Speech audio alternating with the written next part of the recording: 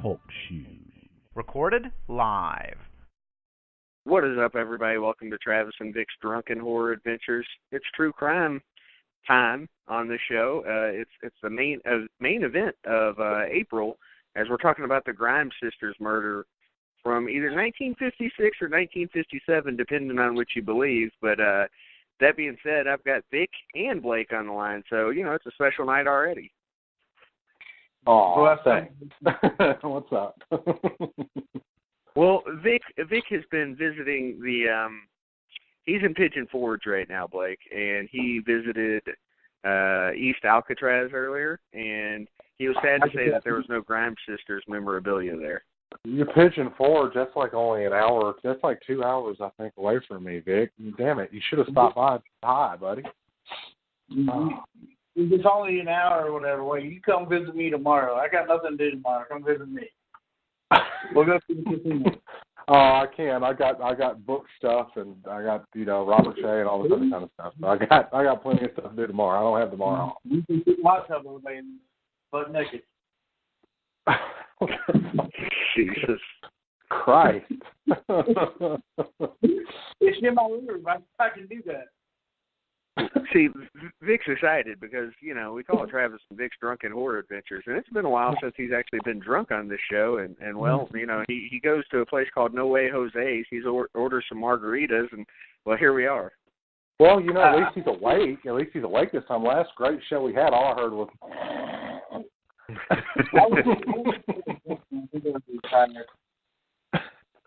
It's hey, actually bad.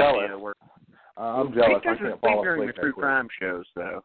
Oh no, that's how he gets his. That's how to paraphrase the X-Files? That puts a rise in his Levi's, doesn't it?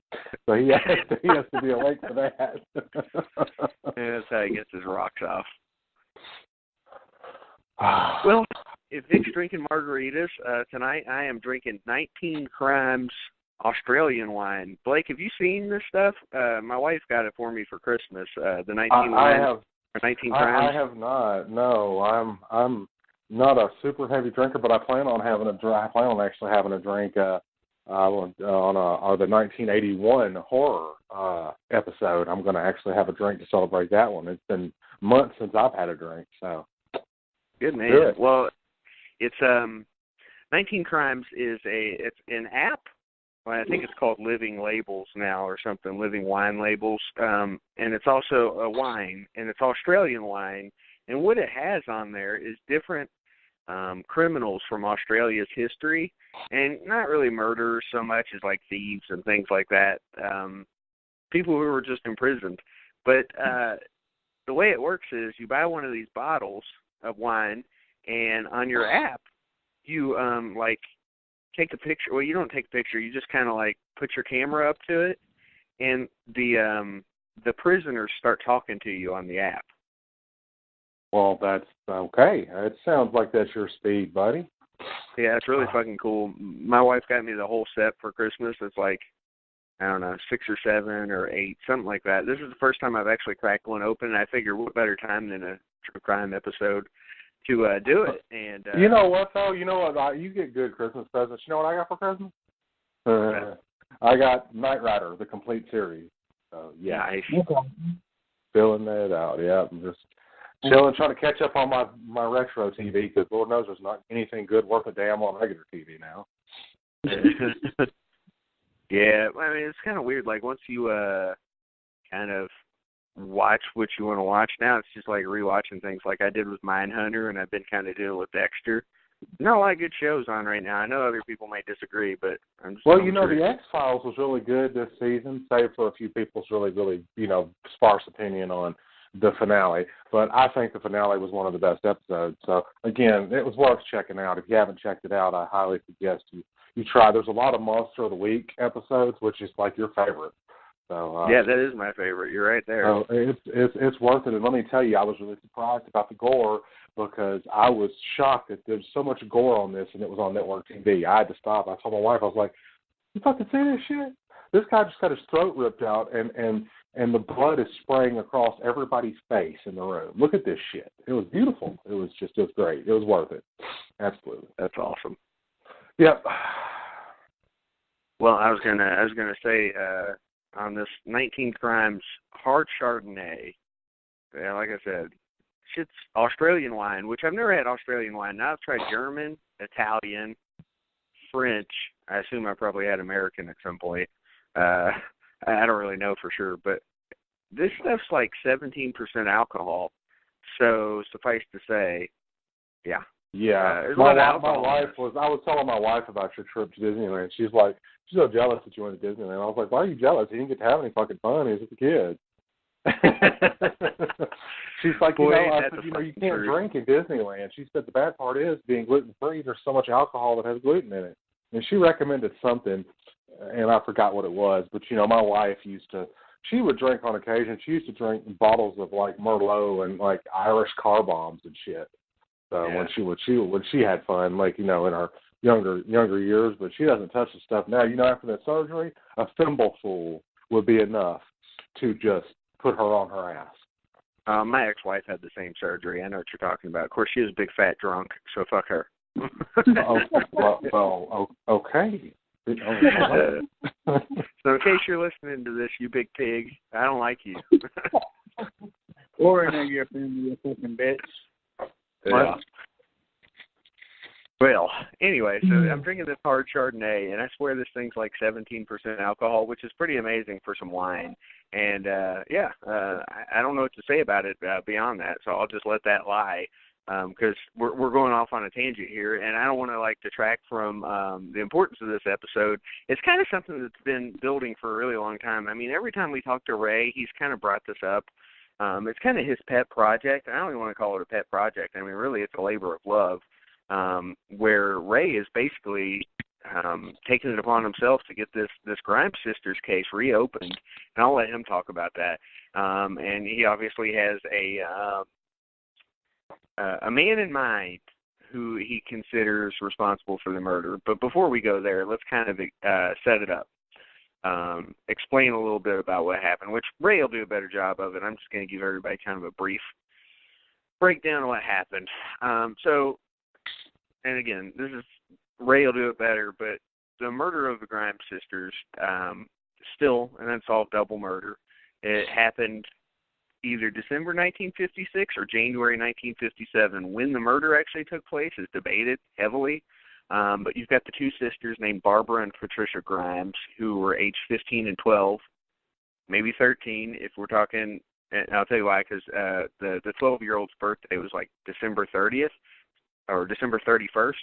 So if she died in January, then she would have been 13. But if she died the night of, which a lot of people think she did, or even the next morning, then she would have been 12. So it's hard to say which one she was. But they disappeared while they were traveling from a movie theater in Brighton Park where they were going to see Love Me Tender. Yeah, Love Me Tender, Elvis, and it was a double feature, but I don't remember what the second movie was. The other one was an encore. It was a repeat of Love Me Tender. They were going to sit through it again. Wow! And apparently they had gone to see it 15 times. You want to talk about that's debatable. I've seen some say 12. This would have been a 12th time, but some say 15. I think 15 is a rounder. That's a more sturdy number than 12. But yeah, man, that's dedication. We're that way with our films, So. Yeah, well, once you hit 10, I figure it doesn't really matter anymore. You know what I mean? Yeah. At that point, it's quite a bit. But anyway, so they're on their way back to their McKinley Park home, and nobody ever saw them again. Maybe because there's a lot of reports that they were actually seen after this date in various places. It became a national news story. Elvis got involved. Yes, Elvis, he literally got on the radio and told them to come home if they were true Elvis fans. But, of course, they're probably dead by that point, but nobody knows for sure. And, yeah, I mean, there were a lot of suspects interviewed. And really, at the end of the day, I mean, there are different suspects that people like for the crime, but there is no one absolute, although Ray's is as interesting as anybody's. And Ray said he's going to be a few minutes late, so I guess that was his way of telling me don't fuck with him. He'll be here when he gets here. But, Blake, I didn't know. I mean, how long have you known about the Grimes sisters? I'll be honest with you. I didn't know anything about this case until Ray came on our show. I've always had an unhealthy obsession with the unexplained disappearances and murders. Because that's something you tell somebody. That's a hell of a date conversation. But it's how you weed them out, Blake. Yeah, exactly. Yeah, man, the true dedicated ones will sit through my bullshit. So yeah. But I found out about it reading. It was something that I sort of. I passed over it first because I remember seeing it was disappearance. But what kind of hooked me into it was that, after all these years, it was like Jimmy Hoffa or Judge Crater or, Dorothy Arnold. It was one of those that it was like, well, what happened? And the difference is those bodies were never found, whereas these bodies were. And I found it quite interesting that they were sort of done Black Dahlia style, meaning not cut up or, anything like that, but they were nude. And it's funny because when the person found Elizabeth Short, the Black Dahlia, they said she looked like a mannequin. They thought that's what she was. And the same gentleman, and a gentleman that found me said the same thing, that he thought they were mannequins. I just thought that was interesting. But, I read about it, and I was like, well, that's interesting. And then when I heard Ray, kind of talking about it, I did some research on it further, and I just think it's very, very amazing and also kind of really pathetic and sad that, these two girls have never gotten their murder solved. And I say murder with quotations because, the coroner really fucked that up. There was not ever really any solid things saying that they were murdered. There was some talk that they found semen in her vaginal fluid, and there was talk there were ice pick wounds on the elder's chest, and then there was facial damage, which they attributed to rats and, animals feeding on their bodies, and then just all this, and they had no way. They found she wasn't poisoned, she wasn't drunk, and so, what the hell? Was it exposure? Did whoever it was just get a sick girl abducting two girls and putting them out naked after torturing them and then just letting them freeze to death? And by torture, feeding them curded milk, because that was found in the eldest daughter's stomach was curded milk, and she didn't drink milk the night that she disappeared at the theater or where she had her dinner. So, it's a fascinating case because you don't know. And there were so many people that were liked for it. There was a lot of different people liked for it, but no one definite person linked to it. But it was interesting to me.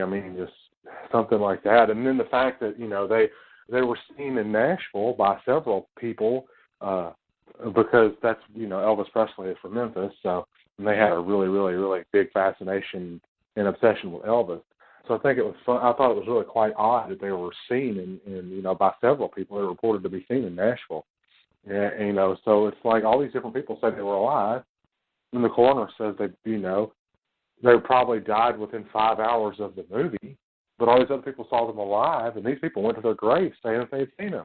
Hotel clerks and, all these other people. So it's an interesting story, and the fact that it was never solved also lends it a lot of gravitas when, you're talking about memorable crimes, because how many memorable crimes involving children are there, really? Most of the time it's adults. There are a few children, but this one and Adam Walsh and, Eaton Pats and a couple of the others really sort of just resonated with me in a really, really big way. There was a girl, actually, that disappeared up by you guys back in the 80s. Her name was Ann Gottlieb. She disappeared from the Louisville Mall, and they only ever found her tricycle. They never found her, and it was a national news story. So it's like, it's just in my backyard, man, So it's amazing. Yeah. And having kids, you and I having kids, anybody that has kids, you feel for it, because to me, there's nothing more foul than hurting children. Oh, yeah. Those are the things that always disturb us the most, let's be honest. Ray's trying to call in right now. For some reason, he said he got a busy signal on it, so I don't know what the hell's going on there. Do I need to hang up and call back in, or do I need to just chill in the listening lounge and let y'all talk, or what do you want me to do? No, because it's all one line, so it should work. I don't know why it would do that. I've never heard of that happening. Vic, have you? No, I ain't never heard that.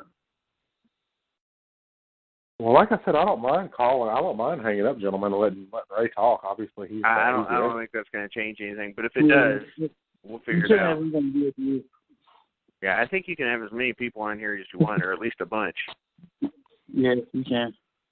Yeah.